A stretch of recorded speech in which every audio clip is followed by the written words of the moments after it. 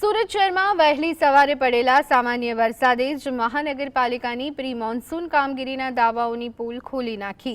શહેરમાં વહેલી સવારે મેઘરાજાની એન્ટ્રી થતાં જ કેટલાક મુખ્ય માર્ગો પર પાણી ભરાઈ જવાની સમસ્યા તે સામે આવી છે, જેને કારણે વાહન ચાલકો અને સ્થાનિક રહીશોને મુશ્કેલીનો સામનો કરવો પડ્યો હતો।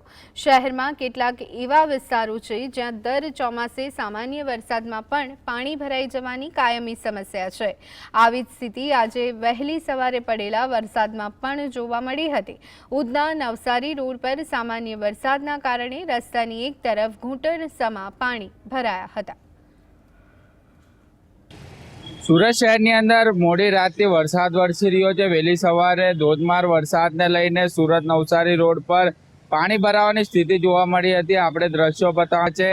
હાલ ઉધના નવસારી રોડ આવેલો છે અને ત્યાં વહેલી સવારથી જ વરસેલા વરસાદના કારણે પાણી ભરાવાની સ્થિતિ જે છે તે હાલ જોવા મળી રહી છે। અત્યારે જોઈ શકાય છે લોકો અને વાહન ચાલકો પાણીમાંથી પસાર થવાનો જે છે તે વારો આવી રહ્યો છે।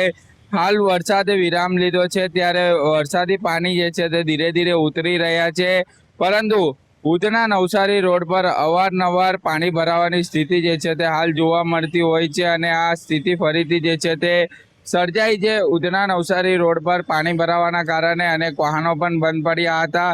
સાથે સાથે સુરત મહાનગરપાલિકા દ્વારા જે પ્રી મોન્સૂનના દાવા કરવામાં આવ્યા હતા તે દાવા પણ અહીં પોકળ સાબિત થઈ રહ્યા છે। સાઈ જગતાપ, GSTV, સુરત।